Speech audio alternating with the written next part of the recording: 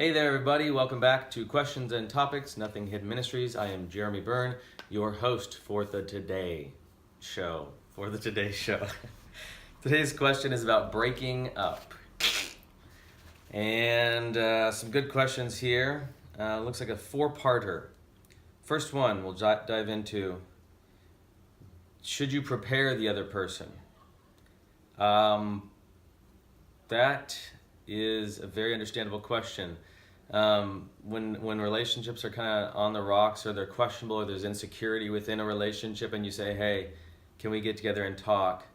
That's one of the hardest things to do, is because you know their mind is going to go spin out on the, oh, is this the breakup? Is this the breakup? And you don't want to.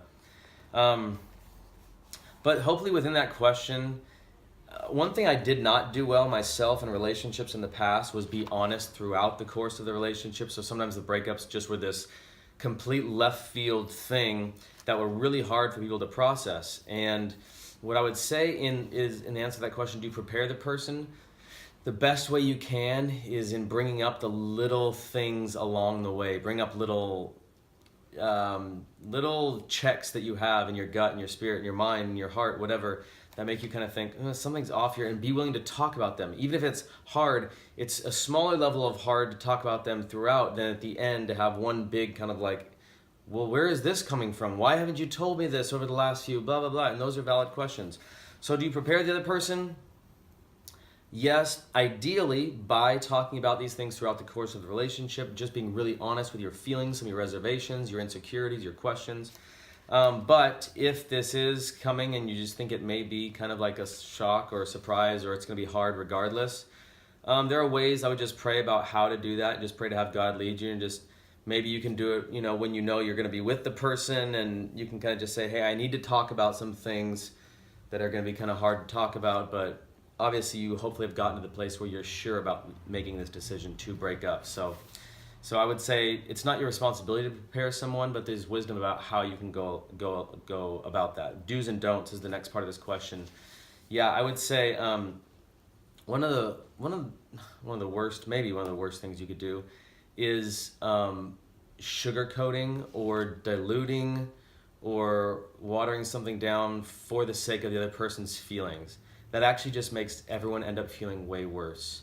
Don't try to sort of tailor your reasoning or what the truth is inside of you that you're trying to express as the reason why you're breaking up, so that it is less harmful. I mean, obviously don't say anything that is intentionally or just inconsiderately hurtful, but don't try to change or lessen it or mitigate it to help the other person get through it. That's God's job. Once you start doing that, it makes things unclear, and it just feels really yucky, and it feels like you're trying to kind of like manage this other person instead of just owning what you have to say, because there's an element of breaking up that is and should be hard to do, because we are connected to people, and it affects us when we hurt someone else. And that is a cost of a choice that we make, and that's okay. We have to weigh that cost in the breaking up. But when we try to tailor it and change it, it just makes the whole process more convoluted and difficult to process, and I think to really grasp. And at the end of the day, people will move on from broken hearts, and from if they're willing to allow God in and help them through that time. Okay, on the receiving side, what if you're on the receiving side of the breakup? If you're the one who's being broken up with, are there any good questions to ask? Yes. I would say whatever questions you need to ask, and this may be hard to tell in the moment, and I've had experiences where I've had to call a person back or revisit something and say, hey, I didn't do a good job of asking these questions or actually expressing what was really going on inside of me. I'm a type of person who can kind of just go, okay, yeah, you're not interested? Great, no problem. Yeah, hey, thanks for telling me. I have no needs, I have no emotions about this, because I'm trying to make it easy on them and make myself feel like I'm some strong, unemotional, kind of person who doesn't get affected. And I can end, at the end of relationships, even after they've ended, kind of go, oh, why do I feel so hurt and not kind of still entrenched in the emotion of it, when even at a period of time where I think it would have been healthy to have moved on. And oftentimes for me, that's a result of not actually sharing what was really going on in me in the moment, as well as asking any questions, and I would be careful, I would caution you not to ask questions that go to the place of finding your value in the other person. Like, what was wrong with me? Is there something I could change that would make this better?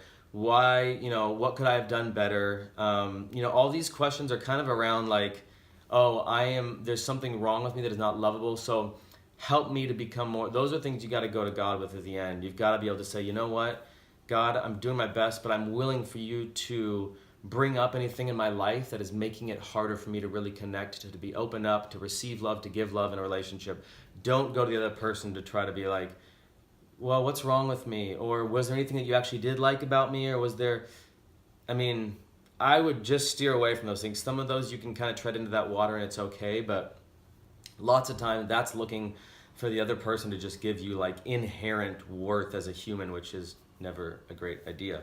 So good questions are things like, if they're practical things like, how long have you known? Okay, do you feel sure about this between you and God? Are you if it's not connected to your identity, you could say, was it anything specific that happened, or was there an instance or something that led to you really knowing clearly about this, or something I did, something you did, any of that stuff. But good questions are things that you may need to actually get closure on it. And for me, an interesting, this wasn't a question as much as it was me stating my emotions vulnerably. So there was one gal who I was kind of hanging out with. We weren't really dating, but we were kind of like interested in seeing each other, and I was gonna go out and see her. She lived in a different state, and she ended up saying that she just wasn't interested, or there was someone else that she had started to become interested in, and she didn't want to continue on in our progression of getting to know each other. And when I talked to her at first, like, okay, great, cool, thanks so much for telling me, that's awesome, no problem, have a great day. In fact, let me pray for you, let's just pray. And that's okay, good. And it was like, all right, bye. And after it, I thought, oh, I feel like crap. And I had to call her back, and I had to say, oh, I'm actually sad because I was excited about getting to know you. And I think you're a great person, and it's a bummer, but it is what it is. And thanks for being honest with me. But I had to actually show up to the conversation a little bit, to bring my emotions, bring the truth of what was going on inside of me. I didn't have to indulge in it and wallow in like self-pity, but I had to express it for my own sake and for hers, just to be able to go, yeah, you actually meant something to me. You're a person who I thought was really cool, I think is really cool, and so that's a little bit of a bummer that we don't get to continue exploring this. But I'd rather not have a relationship that someone wasn't 100% in than actually just continue on pretending that it was, So I was really grateful that she told that to me, but I also had to do myself the favor and the honor and the respect of actually saying, your emotions matter, Jeremy, you can bring them to the table. They don't have to be the thing that rules the whole conversation, but they need to have a part in it. Otherwise, they'll just shut them down and you'll kind of live with this underlying sort of discomfort. So that's a good practice and some questions around that if you have them, but don't get into the self-worth ones. Okay, the God factor. Oh, this is good. If God told you if God tells you to break up with someone, should you communicate that? And the second part of this, is it okay to ask why if the only thing they give you is God told me to break up? Now, we talk about this as far as the other side of this, as far as God telling someone that they're your spouse. I often say this is the exception to the rule. And you have to carry that so lightly. Even with me and Britt, my wife, she knew before we even started dating that we were going to be married. And through us dating, breaking up, then getting back together, she never told me until we were engaged. And I think that was such a wise thing to do. Adding the God component brings in a lot of pressure, because if one person hears and the other doesn't, then they kind of feel like, whoa, well, do I have to listen to this because it was God? But we all hear God in part. We don't hear him 100% clearly. And I think he is more prone to letting us explore and fully own the decision of marrying someone, or marrying someone. Similarly, I think leans more to the side of us fully owning that choice if we break up with someone, if they're not the person we want to marry. So I think oftentimes what happens when the God card gets pulled in breakups is what we call God telling us to break up was the truth of the Holy Spirit, or just our own truth inside of us, our gut instinct, or our feeling, our emotions, not being at peace. And yes, peace is one of the fruits of the Spirit, so that's how you know Holy Spirit is in the process in a large way. But it doesn't mean God told you to break up. We're not like soul robots. We're not, kind of just sheep. We kind of are sheep because he's the shepherd. But not in the sense that we have no mind of our own and we just sort of follow blindly. But God wants us to own that decision. So I would similarly stay away from the God told me to.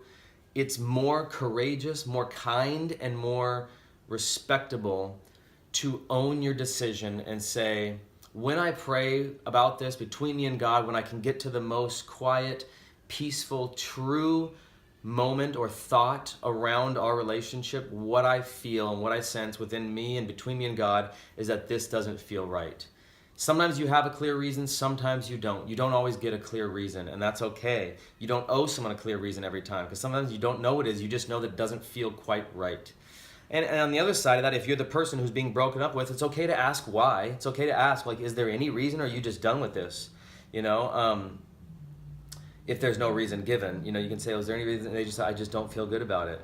And that can be hard, but sometimes you just have to leave it at that, and you don't know why someone wants to. But you have to go back to I'd rather have someone who fully chooses me than be with someone who kind of doesn't or half doesn't, or who feels obligated to stay in this, and so they're just in it. That would be way worse to me than confronting this issue of like the end of the relationship and the discomfort of the breakup. So is it okay to ask why if God told him to? Yes. I would in fact want them to own it more than just saying, God told me to break up. You know, and also if God told them to break up, they should be exhibiting some real like sadness about this, about going, I don't really want to, but God's telling me to.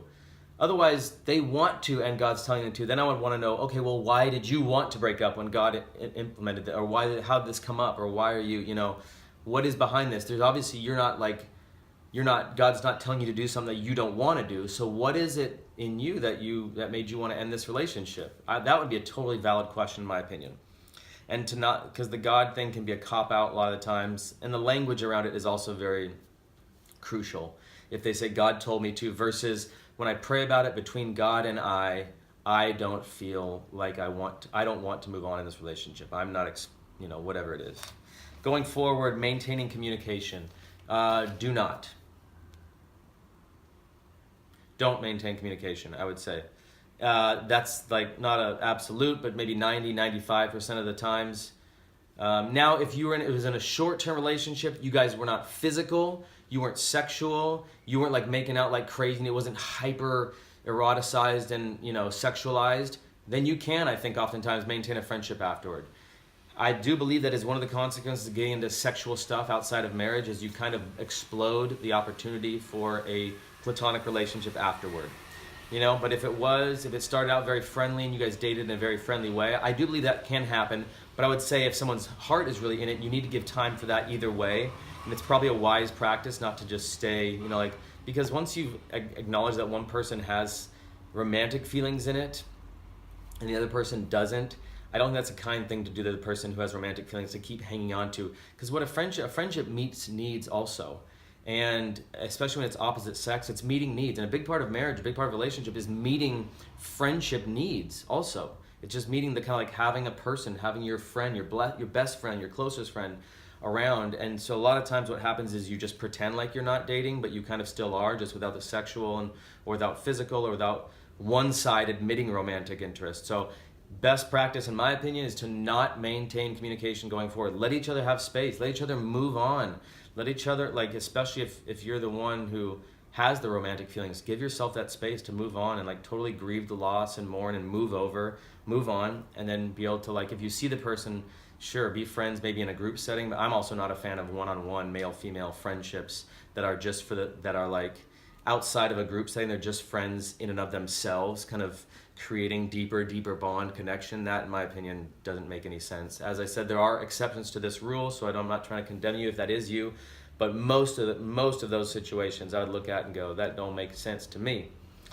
Okay, there's the story on breakups from Jeremy. Hope this has been helpful. If you guys have any questions, you can write in to questions and topics at nothinghidden.com, I believe is the email, or on the Facebook page or wherever. Also, if you have any other questions about life, relationships, dating, marriage, breakups, family, any of this stuff, my parents, my brothers, and I are happy to answer those. Until next time,